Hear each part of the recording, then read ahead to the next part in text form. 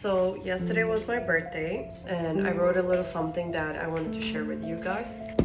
Today I turned 32 and when I look back at everything that happened from 31 to 32, I am left speechless and emotional at everything that took place. I got the mental clarity I was searching for after avoiding social media, TV and alcohol for over a month. I focused that time on journaling every day, meditating and reading instead. After that, I decided to quit my job, leave my apartment, pack all my stuff into storage, and buy a one-way ticket to Rome, non-refundable. I had no idea what my plan would be. All I knew is that I could not let another year go by without pursuing my biggest dream, traveling. I started in Rome, as Italy has always been top of my list, so I figured worst case scenario, at least I'd make it to Italy.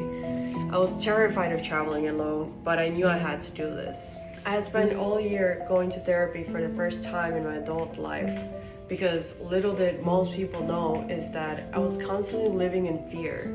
I was afraid of being alone, walking alone, even living alone. And went as far as sleeping with a knife under my pillow. I had hit the lowest low in my mental health with one of the worst depressive episodes I've had since my teenage years. I was also scared of letting go of everything I had built, of getting out of my comfort zone and just getting out there and facing my fears. I knew this was no way to be living, and I was determined to break through all those mental barriers I had created. This journey also brought me closer to God, with this being the year I went to church the most and I prayed consistently. When I went off to travel, I constantly found myself alone in random countries, walking at night in random streets, getting lost, sleeping in hostels for the first time ever, forcing myself to talk to strangers, forcing myself to face even my fear of heights, whether that was riding a camel through the desert, going in a hot air balloon in the mountains, or just the mere act of sitting in a Ferris wheel. I also forced myself to face my fear of swimming. For the first time, I jumped into open water with no life vest and swam to an island. I was in shock that I could even do this, so out of excitement, I took it to the next level and went deep diving as well. Being able to make my dream a reality while also facing all my fears has made me very proud of myself.